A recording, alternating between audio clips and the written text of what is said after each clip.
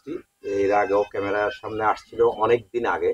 তো আজ আবার কেন আসছে সেই কথাগুলো শুনবো তার মুখ থেকে। আপু আসসালামু আলাইকুম। ওয়ালাইকুম আসসালাম রাহমাতুল্লাহ। আসসালামু আলাইকুম। ওয়ালাইকুম সালাম। একটু জোরে কথা বলবেন, আপনার নাম ঠিকানা বলেন।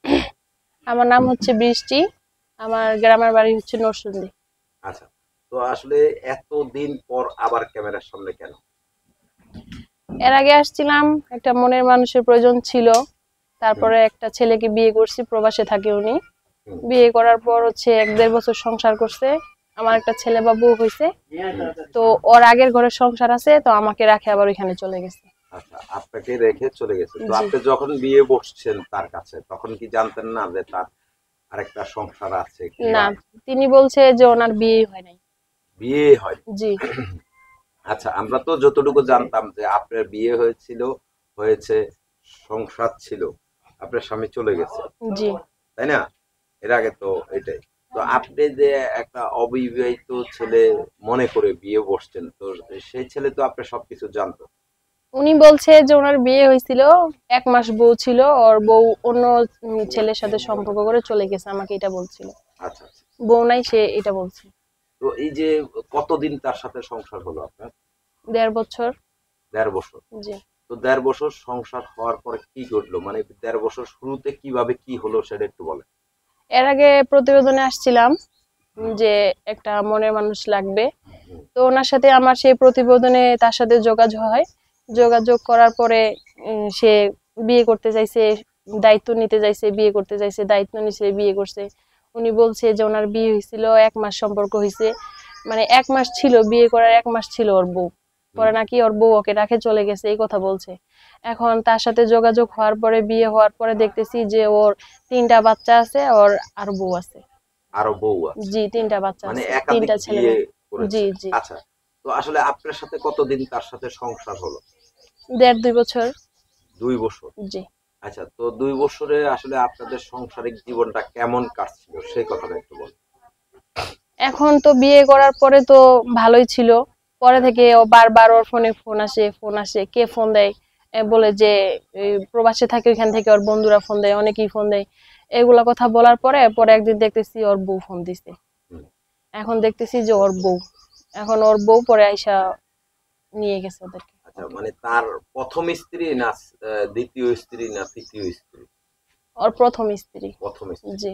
আচ্ছা, তো এই যে আপনিও তো তার আ স্ত্রী। তো আপনারও তো একটা অধিকার আছে। তো আপনি সেই ক্ষেত্রে কোনো আইনগত ব্যবস্থা নেননি? আইনগতভাবে ব্যবস্থা নিছিলাম। ও ডিভোর্স পেপার পাঠাই দিছে।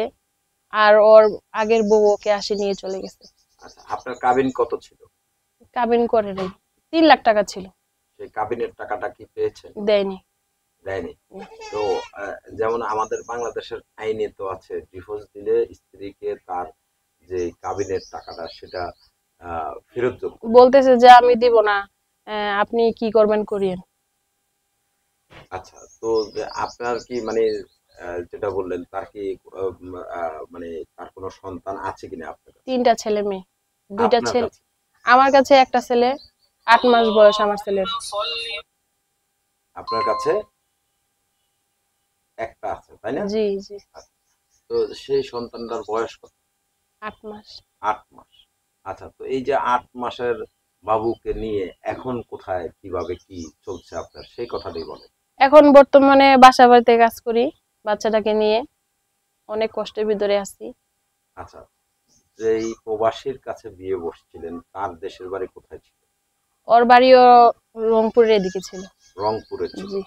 আচ্ছা, তো এখন এই যে মানে আপনার যে বাবুটা আছে তাকে নিয়ে কিভাবে জীবন চলছে, কি করছেন আপনি? তাকে নিয়ে অনেক কষ্ট করে জীবনযাপন চলতেছে। এখন চাচ্ছি আমার এই বাচ্চাটার দায়িত্ব নিয়ে যদি কেউ আমার পাশে থাকে। আচ্ছা, আবার কি নতুন করে বিয়ে জি বসতে জি। চাচ্ছেন? ও তো আমাকে ডিভোর্স দিয়ে দিছে, আমি ওকে দিয়ে দিছি। আচ্ছা, এখন কারণ আমি তো একটা মেয়ে মানুষ হয়ে একটা মেয়ে মানুষের সংসার এখন নষ্ট করতে পারতেছি না। হ্যাঁ, আসে আবার ওর বউ আসে, দুনিয়ার মানুষজন নিয়ে আসে, মামলা করে, এটা করবে সেটা করবে, ভয় দেখাতেছে। আমি তো গরিব মানুষ, হুম, আমি তো এগুলা কিছু বুঝি না।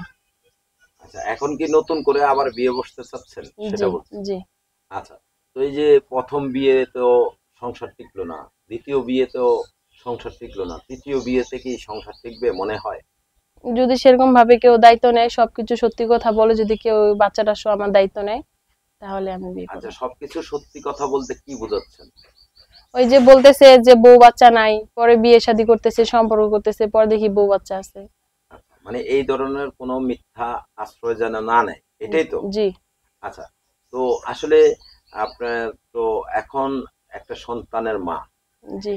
তো আপনি মানে কেমন বয়সের লোক হলে বিয়ে বসতে চান, কোন দেশের ছেলে হলে বিয়ে বসতে চান? যে কোনো দেশেরই হোক, যেরকম বয়সী হোক, যেন মনে করেন যে মিথ্যা কথা না বলে, বউ মনে করেন যে মরে গেছে, বা অনেকে সংসারে আছে যে বউ অন্য ছেলেদের সাথে চলে যায়, বুঝছেন? তারপর তো একটা বয়সের তো একটা বিষয় আছে, দেখা গেল যে আপনি 50 হইলেও হবে, সমস্যা নেই।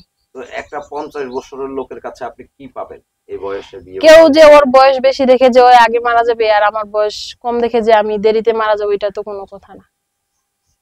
কোনটা কথা তাহলে? এখন যে কোনো বয়সের হলে আমার কোনো সমস্যা নাই। আচ্ছা।